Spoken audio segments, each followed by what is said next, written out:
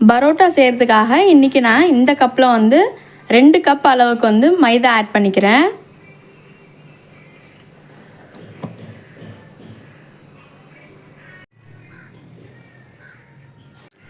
இப்போது உப்பு ஆட் பண்ணிக்கலாம். தேவையான அளவுக்கு ஆட் பண்ணிக்கோங்க. நான் இப்போது 3/4 ஸ்பூன் ஆட் பண்ணுறேன். இப்போ ஃபஸ்ட்டு வந்து இந்த உப்பு கூட மாவை நல்லா மிக்ஸ் பண்ணிக்கலாம். நல்லா மிக்ஸ் பண்ணிட்டதுக்கப்புறம் நம்ம தண்ணி ஊற்றி மிக்ஸ் பண்ணிக்கலாம் நல்லா.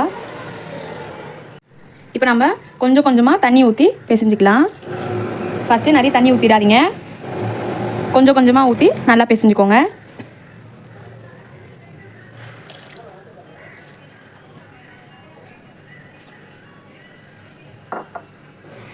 இப்போ பாருங்கள், நம்ம நல்லா பிசைஞ்சாச்சு. இந்த மாதிரி தான் இருக்கணும்.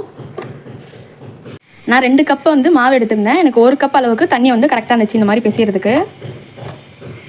நான் இப்போது இழுத்து பிசைகிறதுக்காக தட்டில் மாற்றிக்கிறேன். சப்பாத்திக்கு பிசைகிற மாதிரி வந்து பிசைஞ்சிட்டு ஊற வச்சிடக்கூடாது. நம்ம பரோட்டா செய்கிறதுனால சாஃப்டாக வேணும். ஸோ நம்ம இதை நல்லா இழுத்து பிசையணும். அப்போ தான் வந்து க்ளூட்டன் ஃபார்ம் ஆகும். பரோட்டா வந்து சாஃப்டாக கிடைக்கும்.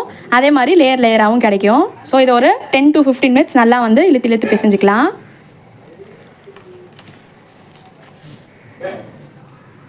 இப்போ நம்ம 10லேருந்து ஒரு 15 நிமிஷம் நல்லா பிசைஞ்சாச்சு. இப்போ இந்த ஸ்டேஜில் வந்து 1 ஸ்பூன் ஆயில் ஆட் பண்ணிக்கலாம். இப்போது இந்த எண்ணெயும் வந்து நல்லா பிசைஞ்சிக்கலாம்.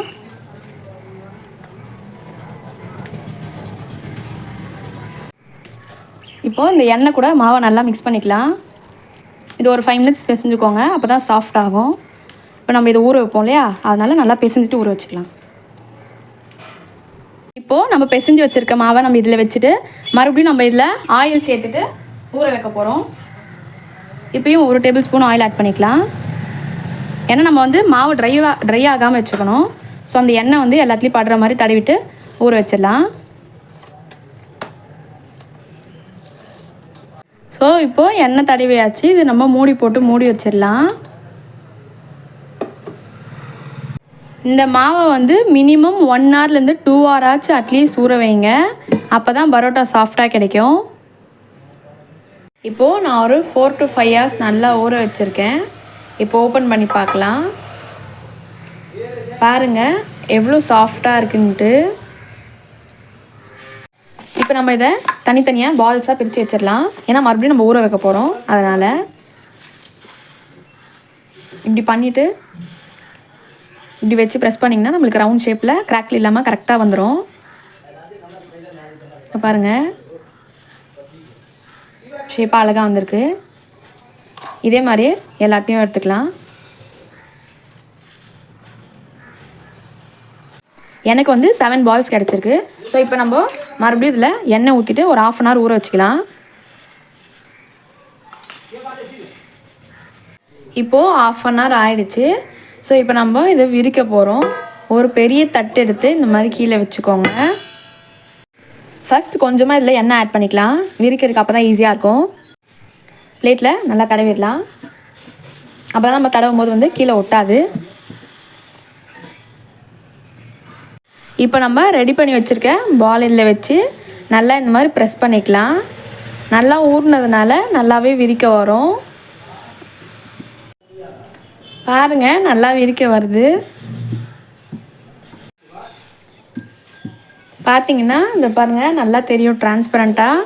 ஸோ இது மாதிரி எல்லா இடத்துலையும் நல்லா விரிச்சுக்கோங்க. இப்போது நல்லா விரிச்சிட்டோம். இப்போது ஒரு சைடில் இருந்து அப்படியே இப்படி மேலே தூக்குனிங்கன்னா வரும். ஒட்டியிருக்கும், பார்த்து பொறுமையாக பிடிங்க. இப்போ அப்படியே இப்படி ஒரு சைடாக பிடிச்சிங்கன்னா இப்படி டேர்ன் ஆகிடும். இப்போது ஒரு எட்ஜை வந்து இந்த பக்கம் வச்சுட்டு மீதியை அப்படியே சுற்றி விட்டுருங்க.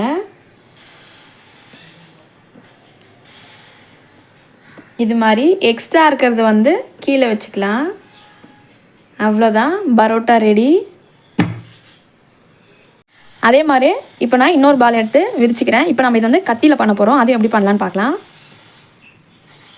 மாவு வந்து நல்லா ஊறினா தான் வந்து நம்மளுக்கு இந்த மாதிரி விரிக்க வரும். இந்த கடைங்களெல்லாம் பார்த்திங்கன்னா கூட நம்மளுக்கு ஈவினிங் நைட்டு போடுற பரோட்டா வந்து மதியமே பிசைஞ்சு வச்சு ஊற வச்சுருவாங்க. அப்போ தான் சாஃப்டாக நல்லா ஊறி இருக்கும்னு சொல்லி. இப்போ பாருங்கள் நம்ம செகண்ட் பாலையும் நல்லா விரிச்சிட்டோம். இப்போது கத்தி எடுத்து நல்லா பிடிச்சிட்டு இது மாதிரி கோடு போட்டுக்கோங்க.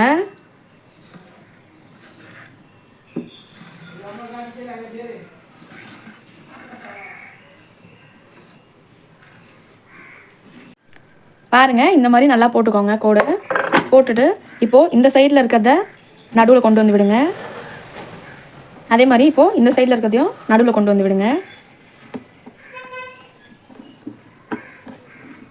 இப்போது இது முன்னாடி மாதிரி ஒரு சைடு எடுத்துகிட்டு எப்படியே மீதி வந்து உள்ளே வச்சு ஃபோல்ட் பண்ணிடலாம். எக்ஸ்ட்ரா இருக்கிறத மறுபடியும் உள்ளே வச்சிடலாம். பாருங்கள், லேயர் லேயராக தெரியுது. இப்போது இது வந்து நம்ம கத்தியில் வச்சு யூஸ் பண்ணது. கையால் வச்சு ப்ரெஸ் பண்ணி நம்ம இப்போ கல்லில் போட்டு எடுத்துடலாம்.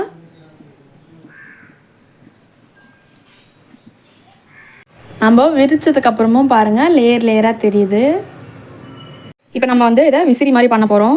ஃபஸ்ட்டு உள்ளே ஒரு மடிப்பு, அப்புறம் எடுத்து வெளியே ஒன்று, மறுபடியும் உள்ளே, மறுபடியும் வெளியே, மறுபடியும் உள்ளே, வெளியே, அப்புறம் மறுபடியும் இதை எடுத்து சின்னதாக இருக்கிறதுனா மறுபடியும் இப்படியே கீழே வச்சுருங்க.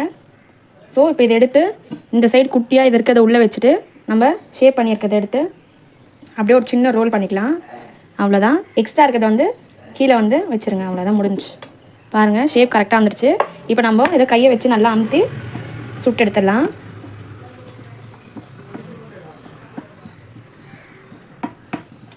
பாருங்கள், லேயர்ஸ் அழகாக தெரியுது. இப்போ ஒரு பேனோ இல்லை தோசைக்கல்லோ நல்லா ஹீட் பண்ணிக்கோங்க. ஹீட் பண்ணிவிட்டு கொஞ்சமாக ஆயில் விட்டுக்கோங்க. இப்போ நம்ம ரெடி பண்ணி வச்சுருந்த பரோட்டாவை இதில் வச்சிடலாம். மீடியம் ஃப்ளேம்லேயே இருக்கட்டும், அப்போ தான் நல்லா வேகும். சுற்றி லைட்டாக எண்ணெய் விட்டுக்கலாம்.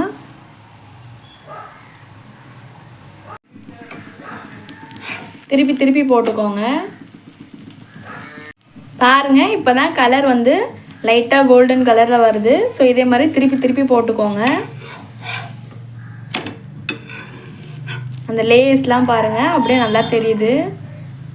பாருங்கள், லேயர் லேயராக அழகாக வந்திருக்கு. இப்போ நம்ம சுட்டு வச்சுருக்க பரோட்டா எல்லாம் சூடாக இருக்குது. நம்ம அதை வச்சு மொத்தமாக சேர்த்து வச்சு அடிச்சிடலாம்.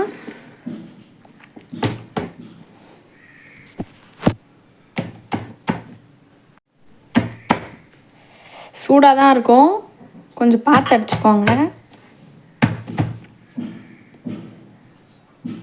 பாருங்கள், லேயர் லேயராக சூப்பராக இருக்குது.